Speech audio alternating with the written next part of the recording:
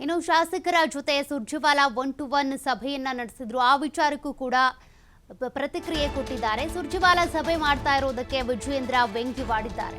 ಉಸ್ತುವಾರಿ ಸುರ್ಜೇವಾಲಾ ಬೆಂಗಳೂರಿನಲ್ಲಿ ಬೀಡು ಬಿಟ್ಟಿದ್ದಾರೆ. ಸುರ್ಜೇವಾಲಾ ಅವರು ಆಡಳಿತದ ಬಗ್ಗೆ ತಲೆ ಕೆಡಿಸಿಕೊಂಡಿಲ್ಲ, ಬದಲಿಗೆ ಸಿಎಂ ರಾಜೀನಾಮೆ ಪಡೆಯೋದಕ್ಕೆ ಅಂತ ವೇದಿಕೆಯನ್ನ ಸಿದ್ಧಪಡಿಸ್ತಾ ಇದ್ದಾರೆ ಅಂತ ಬಿಜೆಪಿ ರಾಜ್ಯಾಧ್ಯಕ್ಷ ವಿಜಯೇಂದ್ರ ಅವರು ಲೇವಡಿ ಮಾಡಿದ್ದಾರೆ. ಸಿಎಂ ರಾಜೀನಾಮೆಗೆ ವೇದಿಕೆ ಸಿದ್ಧಪಡಿಸಲು ಅವರು ಬಂದಿದ್ದಾರೆ. ಕಾಂಗ್ರೆಸ್ನಲ್ಲಿ ಮುಖ್ಯಮಂತ್ರಿ ಸ್ಥಾನಕ್ಕೆ ಪೈಪೋಟಿ ಹೆಚ್ಚಾಗಿದೆ. ಕಾಂಗ್ರೆಸ್ನಲ್ಲಿ ಈಗ ಕುದುರೆ ವ್ಯಾಪಾರ ಕೂಡ ಆರಂಭ ಅಂತೇಳಿ ಬಿವೈ ವಿಜಯೇಂದ್ರ ವ್ಯಂಗ್ಯವಾಡಿದ್ದಾರೆ. ಡಿಕೆ ಶಿವಕುಮಾರ್ಗೆ 100 ಶಾಸಕರ ಬೆಂಬಲ ಇದೆ ಅಂತ ಇಕ್ಬಾಲ್ ಹುಸೇನ್ ಹೇಳಿದರು.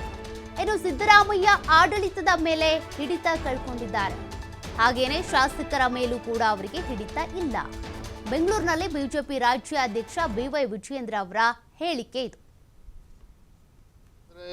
ಒಂದೆರಡು ತಿಂಗಳಿಂದ ಕೆಲವು ಕಾಂಗ್ರೆಸ್ ಪಕ್ಷ ಶಾಸಕರೇ ಆಡಳಿತ ಪಕ್ಷದಲ್ಲಿ ಶಾಸಕರುಗಳ ನಡುವೆ ಪೈಪೋಟಿ ಪ್ರಾರಂಭ ಆಗಿದೆ. ಮುಖ್ಯಮಂತ್ರಿ ಕುರ್ಚಿಗೆ ಪೈಪೋಟಿನೂ ಕೂಡ ದಿನೇ ದಿನೇ ಹೆಚ್ಚಾಗಿರುವಂತದ್ದು. ಯಾಕೆ ಅಂತ ಹೇಳಿದ್ರೆ ಒಂದೆರಡು ತಿಂಗಳಿಂದ ಕೆಲವು ಕಾಂಗ್ರೆಸ್ ಪಕ್ಷ ಶಾಸಕರೇ ಹೇಳಿದ್ರು ನನಗೆ, ಇಲ್ಲ ರೀ ಡಿ.ಕೆ. ಶಿವಕುಮಾರ್ ಮುಖ್ಯಮಂತ್ರಿ ಆಗ ಸಾಧ್ಯ ಇಲ್ಲ, ಏನೋ ಅವ್ರ ಜೊತೆ ಒಂದು 20-25 ಜನ MLA ಇಲ್ಲ ಅಂತ ಹೇಳ್ತಿದ್ರು. ಈಗಾಗಲೇ 100ಕ್ಕೆ ಏರಿದೆ ಸಂಖ್ಯೆ ಅವ್ರ ಪ್ರಕಾರ. ಸೊ ಕಾಂಗ್ರೆಸ್ ಪಕ್ಷದಲ್ಲಿ ಪುಕ್ಷಟ ಅಷ್ಟಂಗೆ ಏರೋದಕ್ಕೆ ಸಾಧ್ಯ ಆಗೋದಿಲ್ಲ. ಇವತ್ತು ಮೊಕ್ಸಾಲಲ್ಲಿ ಇವತ್ತು ಅವರು ಆಡಳಿತ ಪಕ್ಷ ಶಾಸಕರೇ ಮಾತನಾಡ್ತಾ ಇದ್ದಾರೆ. ಕುದುರೆ ವ್ಯಾಪಾರ ಪ್ರಾರಂಭ ಆಗಿರ್ತಕ್ಕಂಥದ್ದು ಸತ್ಯ.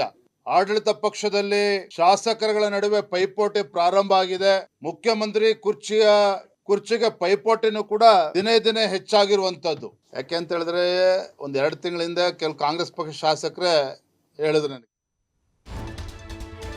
ಇನ್ನು ಬೆಲೆ ಏರಿಕೆ ಬಗ್ಗೆ ಸುರ್ಜೇವಾಲಾ ಹೇಳಿಕೆ ಕೊಟ್ಟಿದ್ದಾರೆ. ಆ ವಿಚಾರಕ್ಕೂ ಪ್ರತಿಕ್ರಿಯೆ ಕೊಟ್ಟರು ಬಿವೈ ವಿಜಯೇಂದ್ರ ಅವರು.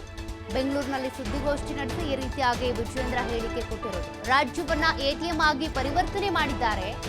ಸುರ್ಜೇವಾಲಾ ಅವರಿಗೆ ರಾಜ್ಯ ATM ಆಗ್ಬಿಟ್ಟಿದೆ.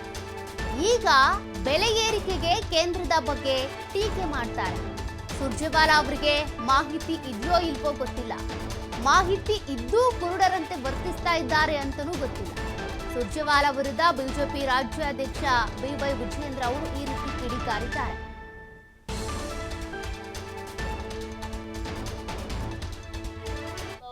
ಕರ್ನಾಟಕ ರಾಜ್ಯವನ್ನ ಏನು ಒಂದು ATM ಆಗಿ ಪರಿವರ್ತನೆ ಮಾಡಿಕೊಂಡಿದ್ದೀರಿ. ಕಾಂಗ್ರೆಸ್ ಪಕ್ಷದ ಹೈಕಮಾಂಡ್ಗೆ ಒಂದು ಕಪ್ಪ ಕಾಣಿಕೆಯನ್ನ ಸಲ್ಲಿಸುವ ಸಲುವಾಗಿ ಕರ್ನಾಟಕ ರಾಜ್ಯವನ್ನ ಒಂದು ATM ಆಗಿ ನೀವು ಮಾಡಿಕೊಂಡಿದ್ದೀರಿ.